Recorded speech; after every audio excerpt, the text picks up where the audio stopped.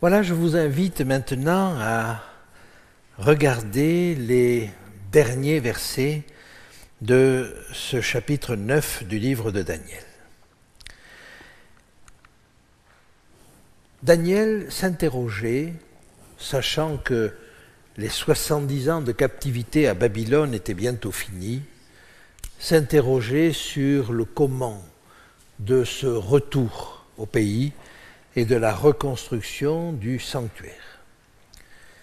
Et voilà que la réponse qui lui est faite ne tourne pas autour de 70 ans, mais tourne autour de 70 semaines d'années, c'est-à-dire 7 fois plus.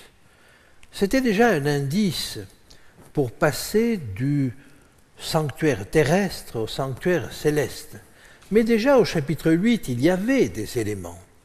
Rappelez-vous que c'est l'armée du ciel qui avait été attaquée, et c'est le chef de cette armée qui avait été spolié de ce service journalier, de ce tamide. Et c'était déjà une indication. Une deuxième indication nous était donnée par ce mot « aretsa », c'est-à-dire en direction de la terre, qui nous montrait que ce service journalier, qui normalement appartenait au sanctuaire céleste, avait été dérouté vers la terre, et que donc quelqu'un s'était approprié sur cette terre ce pouvoir de pardonner les péchés. Donc, vous voyez, il y avait différents indices qui nous le montraient. Alors, avançons maintenant et regardons cela.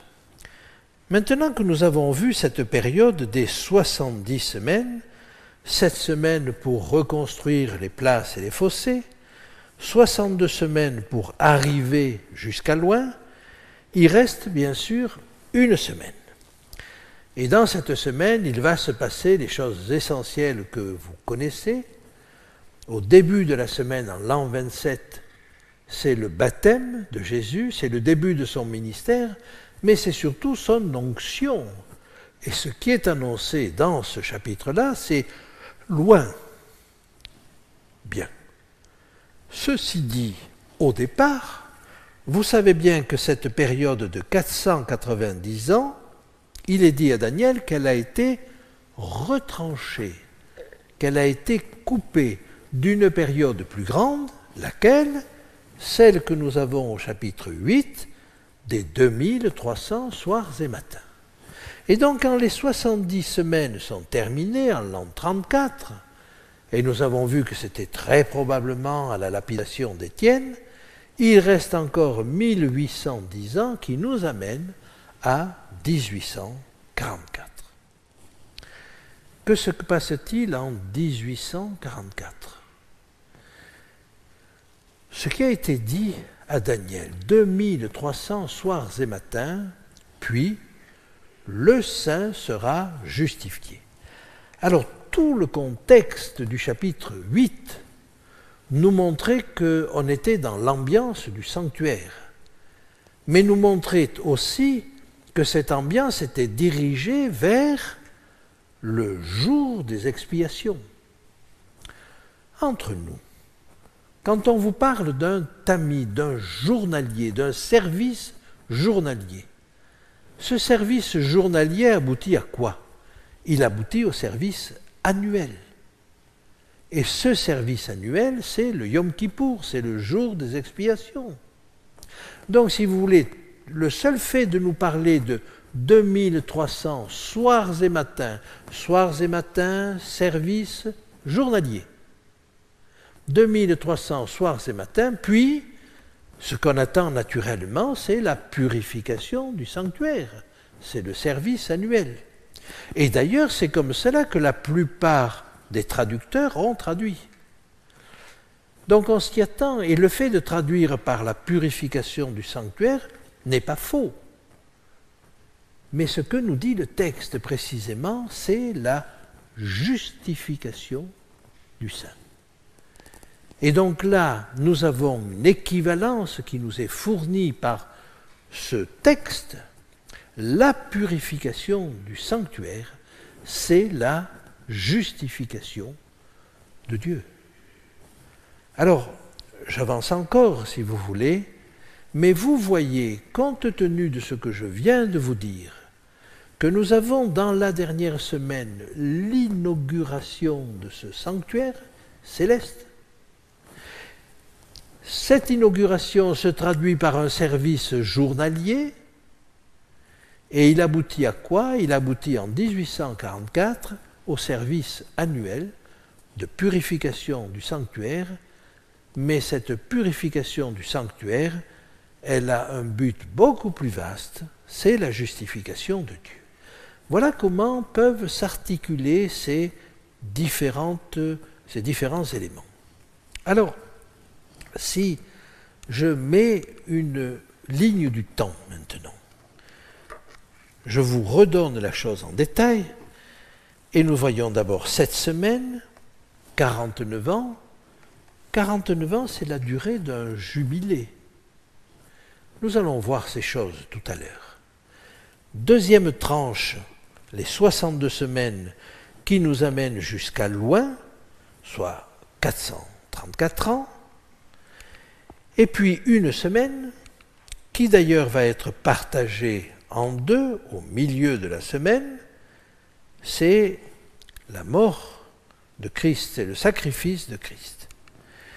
Et puis après cela rentre dans, nous avons la fin de la semaine, la lapidation d'Étienne, mais tout ceci n'est qu'une partie de l'ensemble de la prophétie qui nous amène en 1844 avec la purification du sanctuaire.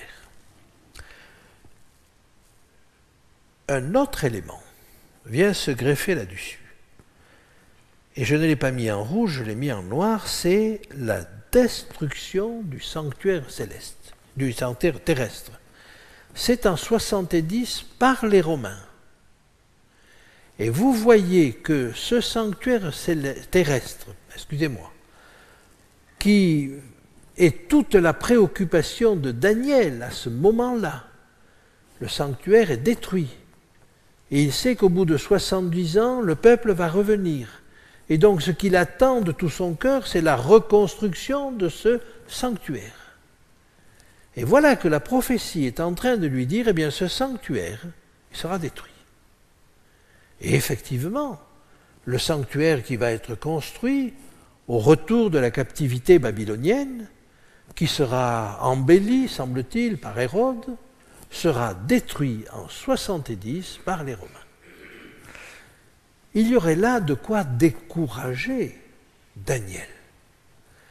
Mais le découragement devrait être compensé par cet autre sanctuaire qui, lui, est inauguré à ce moment-là. Mais évidemment, vous comprenez que nous, avec le recul, ça nous est relativement facile. Mais on peut raisonnablement se demander si Daniel a véritablement compris tout cela. Il semble qu'au chapitre suivant, au chapitre 10, il est dit qu'il comprit la vision. Et il n'est pas impossible que Dieu lui ait donné suffisamment de lumière, et il lui avait donné aussi de l'intelligence, il savait résoudre les questions difficiles. Nous ne savons pas exactement ce qu'il a compris, mais il est clair qu'il a compris certaines choses. Et nous verrons et nous essaierons de voir avec le chapitre 10 ce qu'il a pu comprendre. Je pourrais vous figurer la chose de cette manière-là, mais j'aimerais maintenant ajouter un élément. Nous avons vu que si 1844, c'est la purification du sanctuaire, c'est la fin de cette prophétie, j'aimerais réinclure dans ce schéma ce que nous avons compris du chapitre 7.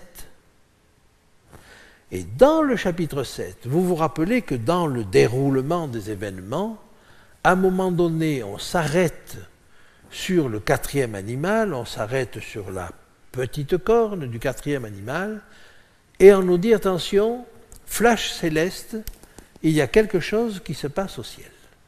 Et c'est un jugement. Et le fait qu'au chapitre 8, nous avons la même chose, mais nous avons la même chose avec d'autres mots, c'est-à-dire la purification du sanctuaire. On est amené à comprendre que ce jugement, c'est la purification du sanctuaire. Alors regardez ce qui est dit dans ce chapitre 7 de Daniel. Les saints seront livrés entre ses mains pendant un temps, des temps et la moitié d'un temps. Là, vous voyez les deux dates de 538 au début et de 1798 à la fin. Et vous vous rendez compte qu'il est dit, puis viendra le jugement. On ne nous dit pas que ça vient immédiatement après, mais vous voyez que cette prophétie s'arrête en 1798 et que moins de 50 ans après va commencer le jugement. Alors, j'aimerais justifier un petit peu ces deux dates. Pourquoi 538 et pourquoi 1798 ? Eh bien, il s'est passé à ces deux dates-là deux événements qui sont très symboliques et qui méritent toute notre attention. Parce que si vous regardez l'histoire, eh bien l'histoire va nous montrer une montée progressive de cette puissance politico-religieuse du Moyen-Âge, et on n'a peut-être pas beaucoup de raisons de choisir une date plutôt qu'une autre. Il faut dire que pour ce qui est de la chute, c'est peut-être plus facile, nous allons en parler. Mais la chute de cette puissance-là, avant de renaître plus tard, elle est aussi bien due à la réforme de Luther, et donc au XVIe siècle, qu'à la Révolution française au XVIIIe siècle. Et d'ailleurs, le texte biblique dans Apocalypse 13 évoque ces choses-là. Alors pourquoi 538 et 1798 ? Eh bien, en 538, le pape Justinien, un pape d'Orient, un empereur d'Orient, empereur qui a perdu puisque l'Empire romain d'Occident n'est plus depuis 476, a pour objectif de reconquérir cet Empire romain d'Occident. Et il se dit qu'il va pouvoir le faire grâce au pape. Il envoie donc deux de ses généraux, Bélisaire, qui passe par le sud de la Méditerranée, par l'Afrique du Nord, et puis qui va remonter le long de l'Italie, et Narsès, qui lui va passer par le nord, c'est-à-dire par la Grèce. Et il espère ainsi prendre les barbares en cisaille.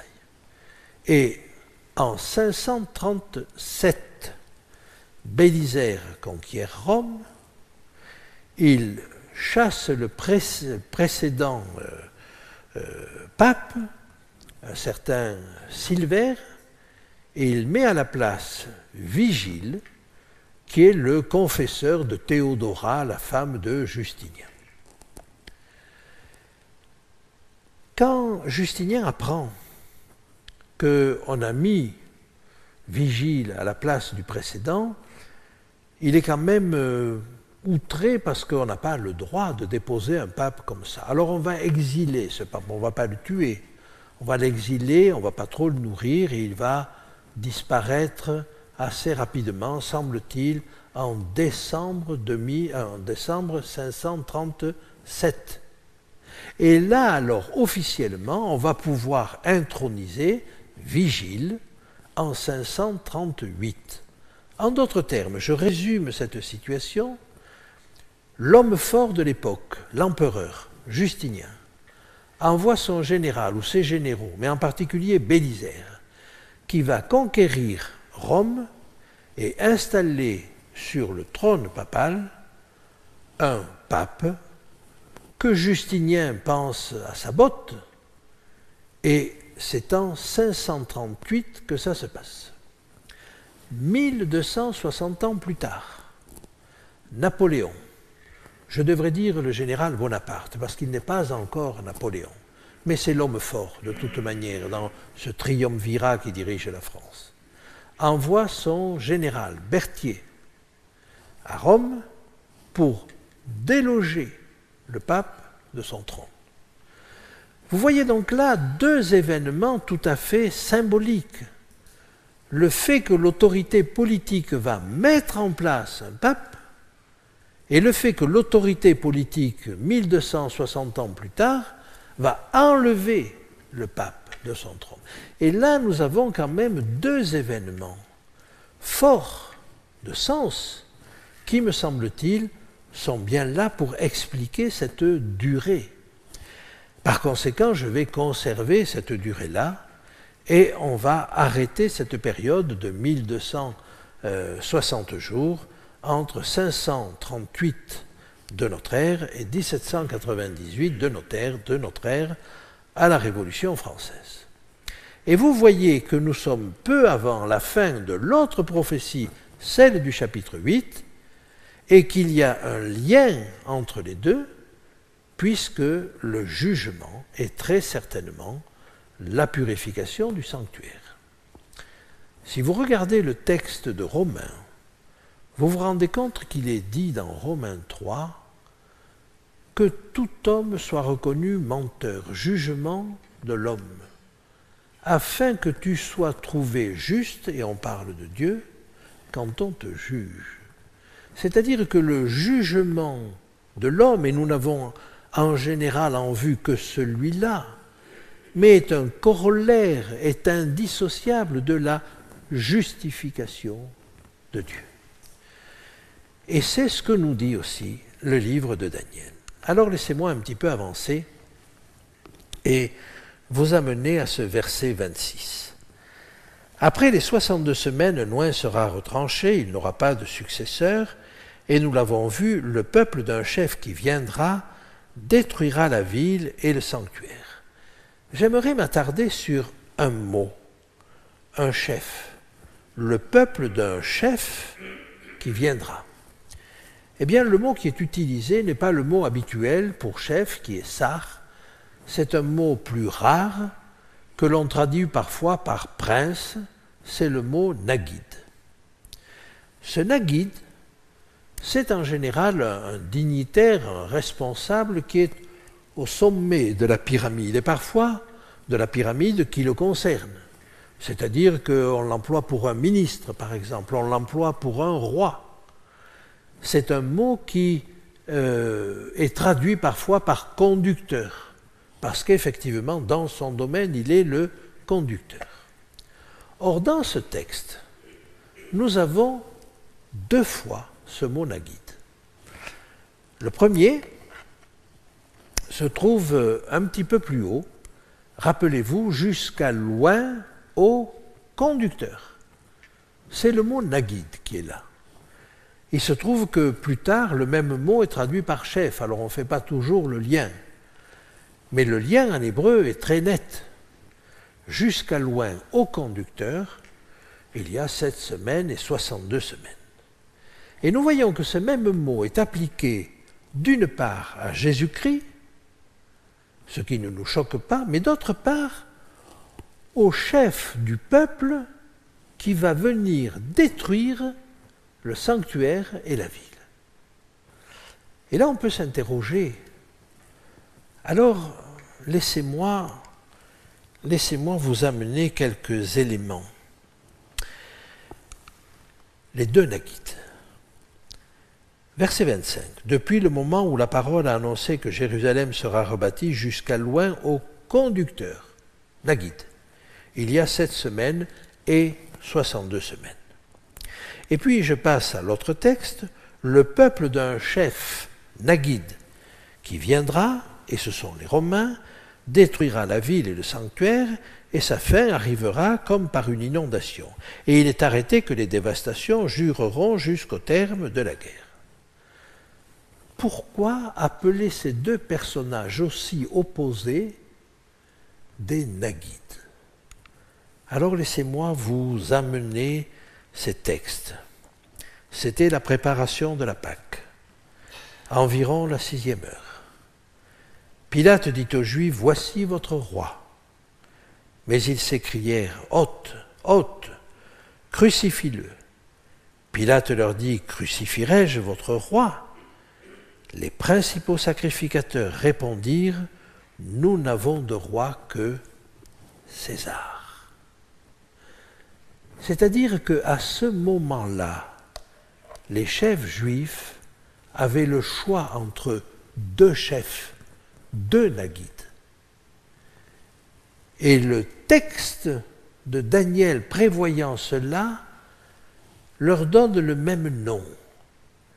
Ils avaient d'un côté un chef, un conducteur, qui les amenait au salut, alors qu'ils n'ont voulu reconnaître à ce moment-là que le chef qui allait détruire le sanctuaire et détruire la ville. Et vous voyez qu'ils ont choisi ce dernier. Alors, on est confondu. On se demande comment des dirigeants juifs ont pu dire à un moment donné, emportés sans doute par la haine de Jésus, « Nous n'avons de roi que César. » Ils ont choisi l'autre chef. Et il me semblait important de souligner cela. Mais ce naguide, ce chef, ce prince, c'est lui qui va faire une solide alliance avec plusieurs. L'alliance, elle existait déjà, mais il va la rendre forte. Et savez-vous, et vous savez certainement, que Jésus a demandé à ses disciples de ne pas partir tout de suite, de ne pas aller prêcher ailleurs. Il est mort en l'an 31, mais pendant encore 3 ans et demi, la prédication devait être faite aux Juifs. C'était encore le temps de la nation juive, jusqu'en l'an 34. Et donc il a consolidé son alliance. Et vous savez certainement qu'à un moment donné, la parole s'est répandue de manière extraordinaire, au point que le texte nous dit qu'une foule de sacrificateurs se faisait baptiser. Donc il a commencé par fortifier cette alliance avec son peuple. Et ce n'est qu'après, quand une quantité importante, pour ne pas dire une majorité, a rejeté, et encore dans cette majorité qui rejetait le Seigneur avec la lapidation d'Étienne, il y avait Paul. Et Paul lui-même s'est rendu. Alors, voyez-vous, il y a là des choses importantes qui nous font comprendre que ce qui a été vécu par les Juifs était tout à fait exceptionnel. Et il y avait des choix. Et certains ont fait le bon choix. Et une foule a fait le bon choix. Quand vous pensez qu'il est arrivé que 5000 personnes soient baptisées le même jour, on a l'impression que le peuple juif a rejeté. Mais il n'a pas rejeté. Vous avez un bon nombre de Juifs qui a accepté le Messie. Mais c'est vrai qu'un autre bon nombre ne l'a pas accepté. Alors j'avance encore un petit peu et j'aimerais m'arrêter maintenant un tout petit peu sur cette expression « l'abomination de la désolation ». Et c'est dans le verset 27 que nous la trouvons. « Il fera une solide alliance, il fortifiera l'alliance. » Et quant au verset 22, je crois, du chapitre 11, nous allons voir le Naguide Abrite, le prince de l'alliance. Pour qui a un peu en tête le texte hébreu, il est bien clair que ce Naguide Abrite, ce prince de l'alliance, c'est Jésus, et non pas peut-être, comme vous le lirez parfois dans vos Bibles, le souverain sacrificateur. Non, c'est le Christ qui est désigné ainsi. Alors, nous en parlerons avec le chapitre 11. Et durant la moitié de la semaine, il fera cesser le sacrifice et l'offrande. Ah, vous avez d'autres puissances qui vont faire cesser le sacrifice et l'offrande, mais pas de la même manière. Elles vont l'usurper. Tandis que là, le texte, c'est le verbe Shabbat, c'est-à-dire mettre au repos. Il a mis au repos le sacrifice et l'offrande. C'est-à-dire que ce sacrifice et cette offrande, Tout ce qui était fait dans le sanctuaire terrestre avait rempli son rôle, avait été une image. Maintenant, il fallait passer à autre chose. Il a donc mis au repos, littéralement, ces choses-là pour instaurer, pour inaugurer un nouveau service dans le sanctuaire céleste. J'avance encore, et le dévastateur commettra les choses les plus abominables, jusqu'à ce que la ruine et ce qui a été résolu fondent sur le dévastateur. Nous avons deux autres textes qui nous parlent de l'abomination du dévastateur. C'est intéressant parce que Jésus lui-même, en Matthieu 24 et au verset 15, parle de l'abomination du dévastateur. J'aimerais en quelques secondes vous dire que cette prophétie qu'il tirait de Daniel a permis à des chrétiens de s'échapper. Parce que quand ils ont vu les étendards romains établis en lieu saint, ils ont fui, parce qu'à un moment donné, l'étau s'est desserré et ils ont pu fuir. Et puis l'étau romain s'est resserré et après, ça a été un carnage dans la ville de Jérusalem. Eh bien, ces choses-là, vous les trouvez au chapitre 11, l'abomination du dévastateur. Mais ce qui est intéressant, c'est que vous le trouvez au chapitre 12. Or, tous les signes que Jésus a donnés au chapitre 24 de Matthieu se sont réalisés du temps de Jésus ou dans la suite, c'est-à-dire dans la génération suivante, autour des années 70, avec la prise de Jérusalem, mais se réaliseront à nouveau. Et est-ce que cette prophétie n'est pas à comprendre par nous?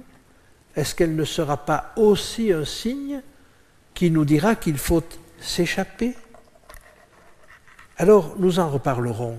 Mais vous voyez que la prophétie a une importance immédiate pour nous.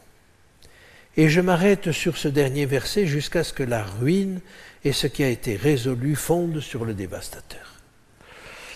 Et là, si vous voulez, il est important de comprendre que tout ce que les hommes feront de mal contre le peuple de Dieu ou contre Dieu, ça n'est pas perdu dans le temps, ça n'est pas oublié.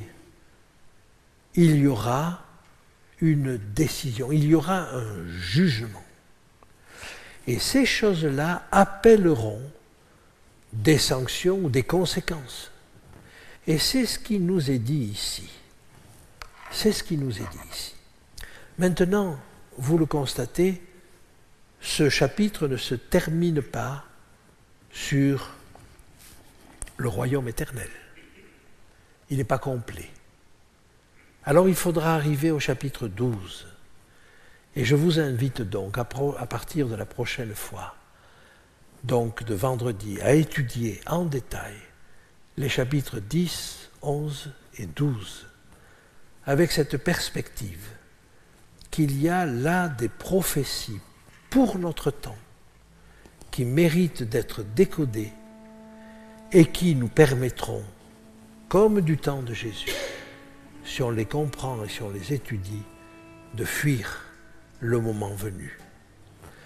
Que Dieu nous aide, parce qu'il y a là une quête importante, mais qui demande, comme Daniel l'a fait, 3 choses. L'étude, la prière et la révélation. Mais il faut commencer par la prière et l'étude. Et on ouvre à celui qui frappe. On donne à celui qui demande. Soyons de ceux qui ont soif, qui demandent. Et soyons sûrs que Dieu donnera à son peuple. Amen.